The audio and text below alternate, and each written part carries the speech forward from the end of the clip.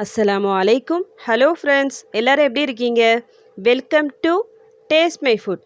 இன்னைக்கு நாம என்ன ரெசிபி பார்க்க போறோம்னா, மீன் வறுவல் எப்படி செய்யலாம் பார்க்க போறோம். இது நார்மலாக செய்கிற ஃபிஷ் ஃப்ரை மாதிரி இல்லாமல் நம்ம வீட்லேயே ஃப்ரெஷ்ஷாக மசாலா அரைச்சி சூப்பராக சேம் டைம் ரொம்ப டேஸ்டியான ஒரு ஃபிஷ் ஃப்ரை எப்படி பண்ணுறதா இன்றைக்கி பார்க்க போகிறோம். இது எப்படி செய்யலான்னு பார்க்கலாம் இப்போது. ஸோ இந்த வீடியோ கடைசி வரைக்கும் ஸ்கிப் பண்ணாமல் பாருங்கள்.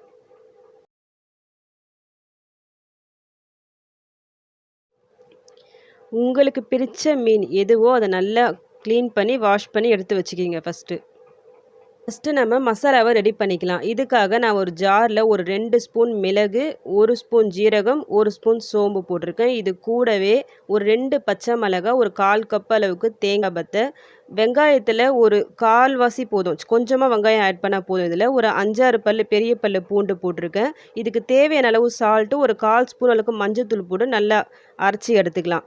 இதில் வந்து நம்ம காரம்னு பார்த்தா பச்சை மிளகாய், மிளகு தான் போகிறோம். ஸோ உங்கள் காரத்துக்கு ஏற்ற மாதிரி அதை போட்டுக்குங்க. இந்த ஃப்ரைக்கு மிளகாய்த்தூள் தேவையில்லை, பச்சை மிளகாவும் மிளகும் அது இருந்தால் போதும். இந்த மாதிரி ட்ரையாக அரைச்சி எடுத்துகிட்ட பிறகு இதில் கொஞ்சமாக கொத்தமல்லி போட்டுட்டு தேவையான அளவு தண்ணி ஊற்றி நல்லா ஃபைன் பேஸ்ட்டாக அரைச்சி எடுத்துக்கலாம்.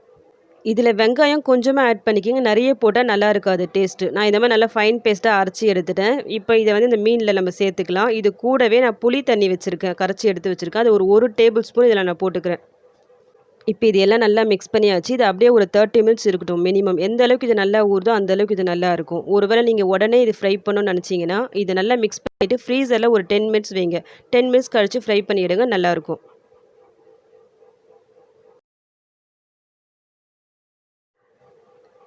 தேர்ட்டி மினிட்ஸ் ஆயிடுச்சு. இப்போ நம்ம இந்த மீனை ஃப்ரை பண்ணி எடுத்துக்கலாம். நான் இதை ஷாலோ ஃப்ரை தான் பண்ண போகிறேன். ஸோ ஒரு பேனில் கொஞ்சமாக எண்ணெய் போட்டுட்டு இந்த மீனை ஒன்று ஒன்றா நம்ம போட்டுக்கலாம். ஃப்ளேம் லோ டு மீடியமில் இருக்கட்டும். ஒன் சைட் குக் ஆனாலும் இன்னொரு சைடு நம்ம திருப்பி போட்டுக்கலாம். இந்த மாதிரி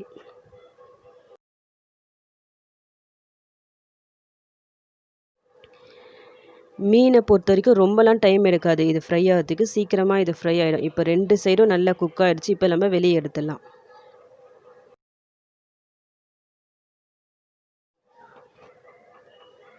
அவ்வளோதான். இப்போ நம்ம ஃபிஷ் ஃப்ரை ரெடி ஆகிடுச்சு. இதில் நம்ம மிளகு, சோம்பு, பூண்டு இதெல்லாம் நம்ம சேர்த்துருக்கிறதால இதோட ஃப்ளேவர் வந்து ரொம்ப நல்லாயிருக்கும். நார்மலாக நிறைய பேர் ஃபிஷ் அந்தளவுக்கு விரும்பி சாப்பிட மாட்டாங்க. அப்படிப்பட்டவங்களுக்கு இந்த மாதிரி ஃப்ரை பண்ணி கொடுங்க, கண்டிப்பாக ரொம்ப விரும்பி சாப்பிடுவாங்க.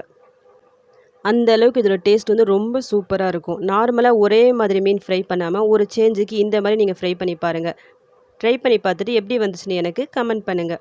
இந்த ரெசிபி உங்களுக்கு பிடிச்சிருந்தா என்னுடைய சேனலை லைக் பண்ணுங்கள், ஷேர் பண்ணுங்கள், கமெண்ட் பண்ணுங்கள். மறக்காமல் சப்ஸ்கிரைப் பண்ணுங்கள். தேங்க்யூ.